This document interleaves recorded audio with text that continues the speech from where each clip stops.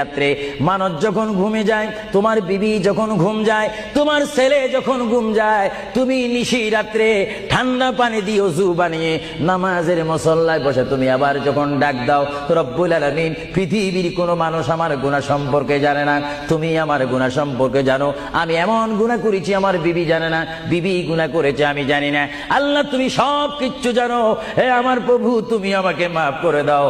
আমার আল্লাহ বলে, তারপরও যদি তোমাদেরকে আমি মাফ না করি, তারপরও বান্দা তোমরা আমার রহমতের দরজা থেকে ফিরে যাইও না।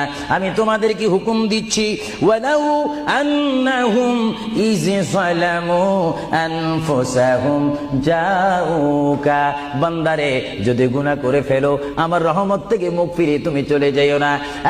বান্দা, আকাশ পরিমাণ যদি গুনাহ করো, পাতাল পরিমাণ যদি গুনাহ করো, সাগরের পানি পরিমাণ যদি গুনাহ করো, পাহাড় তুলনায় যদি তুমি গুনাহ করো, আমার দরবার থেকে তুমি নিরাশ হইও না।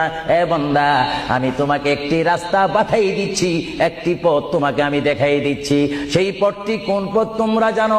ওয়ালাউ আন্নাহুম ইয যালামু আনফুসাহুম জাউকা, বান্দারে যখন তোমরা বরবাদ হয়ে যাবে তখন তোমাদেরকে একটা পথ আমি তোমাদেরকে দেখাই দিলাম।